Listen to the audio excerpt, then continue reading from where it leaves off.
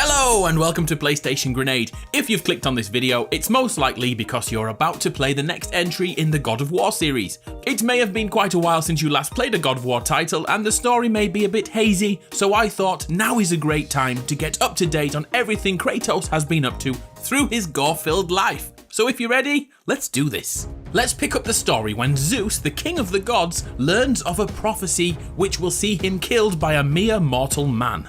The prophecy also describes the distinctive markings his murderer possesses. In fear of this marked warrior, Zeus informs his eldest children Ares and Athena, who also happen to be the god and goddess of war, and tasks them with tracking down and ending this potential threat. Whilst pillaging and destroying the land, Ares discovers a small Spartan boy with extremely distinctive birthmarks and attempts to capture him. That boy is not Kratos, it's his younger brother Deimos. Kratos tries his utmost to protect his brother, but he's no match for the god of war Ares and is bitch slapped into submission. Luckily for Kratos, Athena persuades her brother to leave Kratos alive because not only is she the goddess of warfare, but she's the goddess of wisdom too. So her brother agrees and Kratos is forced to watch on as his brother is taken away. Fueled by his failure to protect his younger brother, Kratos honours Deimos through a full body tattoo mimicking his brother's birthmarks. Over time, Kratos became a member of the Spartan army, hoping to one day avenge his little bro. His rage and lack of mercy saw him ascend the Spartan ranks. Eventually, he married Lysandra and the two had a daughter named Calliope. He finally became a Spartan captain after recovering a mysterious healing element known as ambrosia in a painstaking battle with Ulrich and the barbarians. He used this ambrosia to save his daughter, who was moments away from death due to a plague ravishing the lands.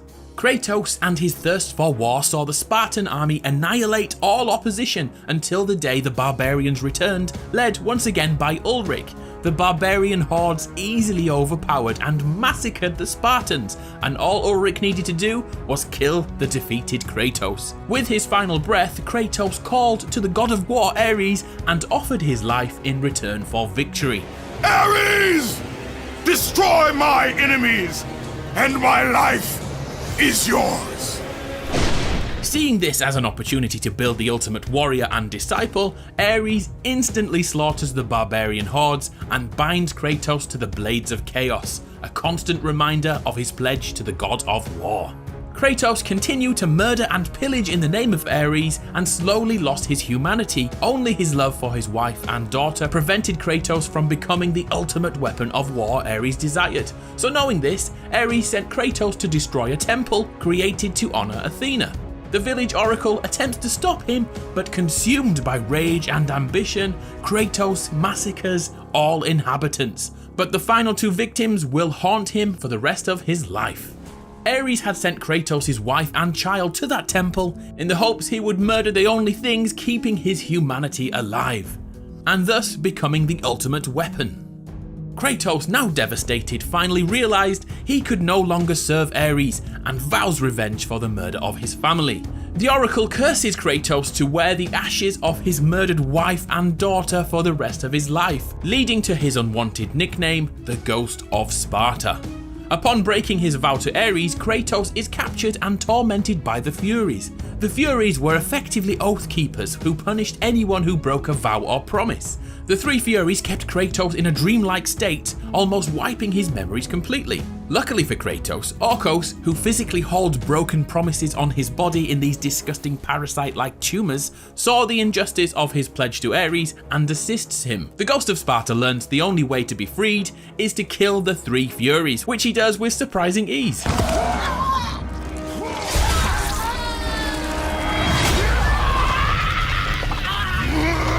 With the job done, Orcos reveals that Kratos must kill one last person to truly free himself from the oath, Orcos himself. As he's the son of the Furies, all the oaths were transferred over to him. Kratos, slightly reluctant, does the dirty deed.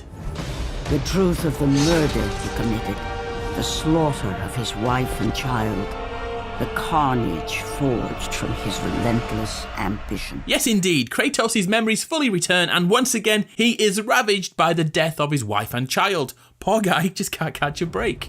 Now fueled by a desire to remove his nightmares, Kratos meets Persephone, the queen of the underworld, who offers the ghost of Sparta a better alternative, seeing his daughter again. But that comes with a caveat: he must give up all his godlike powers, which Kratos agrees to.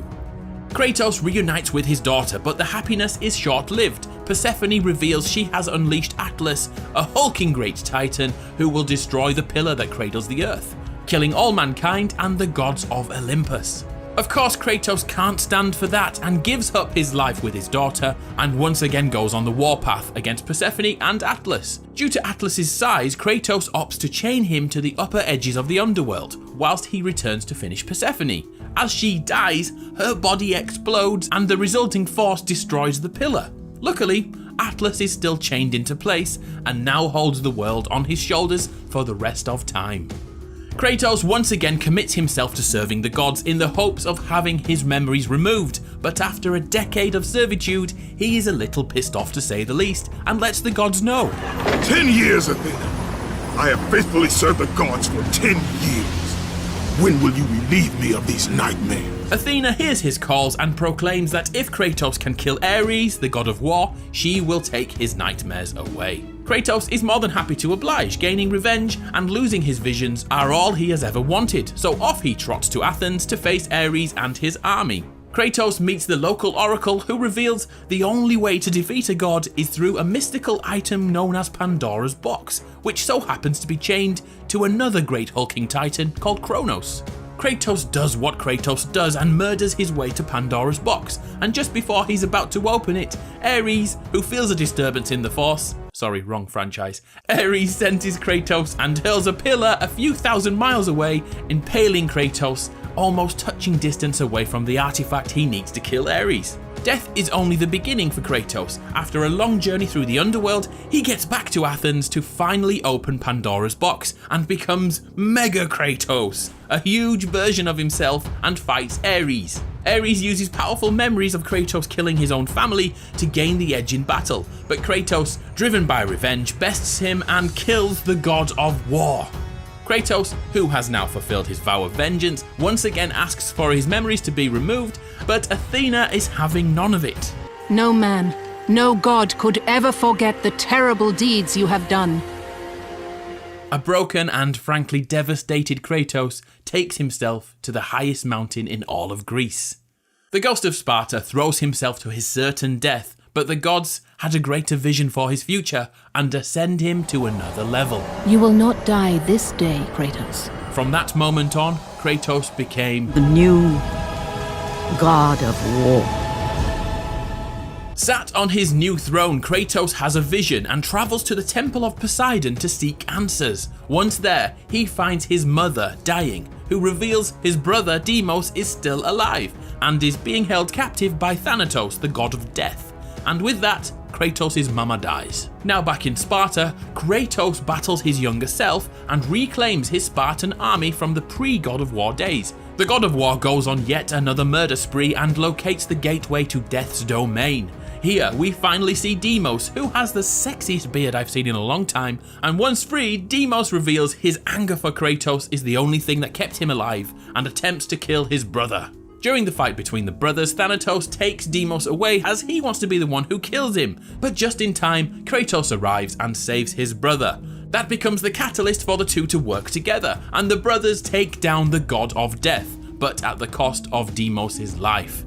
Kratos once again has lost his family and carries his brother to his final resting place and ponders his actions, to which the gravedigger calls Kratos Death, the destroyer of worlds. Athena appears once again and attempts to reward Kratos for his deeds. As he has no ties to the mortal world, after his daughter, wife, brother and mother are all dead, he can now become a full-fledged god. Kratos shocks everyone and turns down the offer and remarks, The gods will pay for this. With his Spartan army at his back, Kratos wages war on pretty much anyone he can to spread the glory of Sparta. The gods watching on are becoming nervous of his actions, and Athena begs Kratos to stop before he faces the wrath of the gods. Kratos turned his back on Athena both physically and metaphorically and joins his army in Rhodes, but suddenly a portion of his powers are stolen by this mythical bird and given to the Colossus of Rhodes. The two behemoths battle on, and out of nowhere the king of the gods, Zeus, throws down the blades of Olympus, the most powerful weapon in existence. The only downside is that Kratos must infuse his last remaining godly powers into the weapon to defeat the Colossus of Rhodes. It worked surprisingly well, and as he defeats the Colossus, the flailing arm crushes Kratos, causing him to drop the sword. Kratos is now moments away from death and must regain the sword to become his immortal self again. Lo and behold, the mythical bird flying around was in fact Zeus, who reveals this whole thing was a trick to kill Kratos. So Zeus shoves the sword straight through Kratos, killing him. Of course, in Greek myth, death doesn't really mean much, and as Kratos is pulled into the underworld, he is rescued by another titan, Gaia. Gaia and Kratos hatch a plot to defeat Zeus by using the Loom of Fate, which effectively is a time machine. He ventures to the island of creation and defeats countless foes and finally locates the loom and attempts to change his fate. Arriving back in time at the moment he was killed by Zeus, Kratos takes the blade of Olympus and the two fight to the death. Just as Kratos is about to land the killing blow, Athena jumps in the way and is killed by Kratos. In her last words, she reveals, "Zeus is Olympus." Meaning that if Zeus dies, Olympus will fall and all the gods will perish. But she isn't done there. No son should destroy his own father. Yeah, Kratos is the son of Zeus. Who'd have thunk it?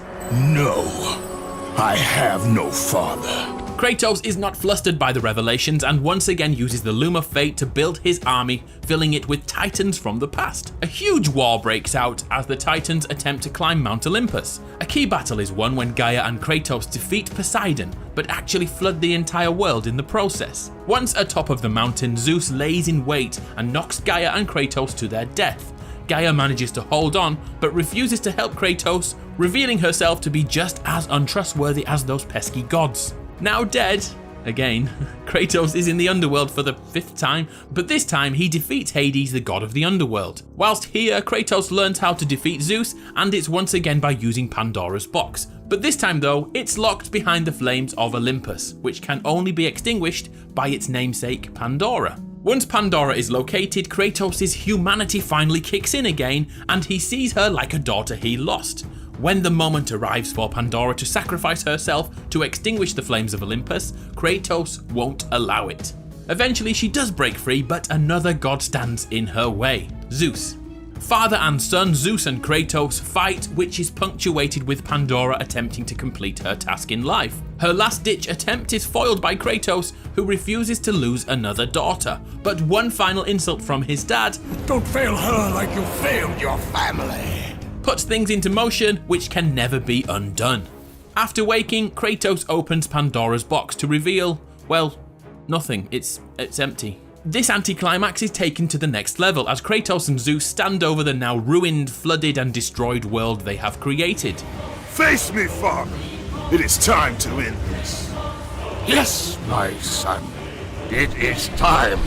Remember Gaia? Well, she managed to hold on and finally reaches the summit again and attempts to kill both Zeus and Kratos. During the scuffle, both gods fall into Gaia's chest and fight next to her heart. In the final moments, Kratos kills both his father and Gaia by impaling their hearts simultaneously.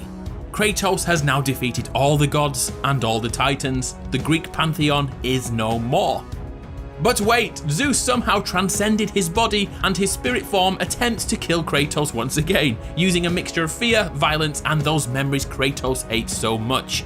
But after 10 years of this living nightmare, Kratos is able to knock Zeus' spirit back into his body and then beats him to death in a lovely touching father-son moment. Athena arrives in her new ascended form and gives us one last revelation. Pandora's box did actually contain something. It contained evils such as fear, which enveloped the gods, but there was also an even more powerful weapon inside that box.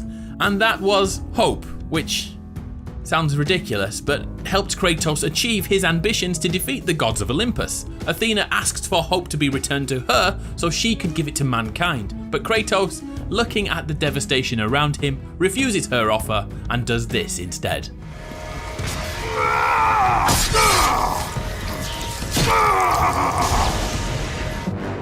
An angered Athena removes the sword and leaves Kratos to die his final death.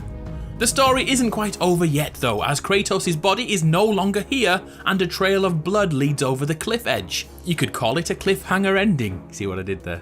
Sorry. We now know that in 2018 the God of War has moved into Norse myth, in which Kratos becomes a dad again, but this time he has a spectacular beard to protect him. Woohoo, we did it! I can't believe we got through that. I'm Adam from PlayStation Grenade, thank you for sticking around to the bitter end. It's been an absolute pleasure, I'll see you next time.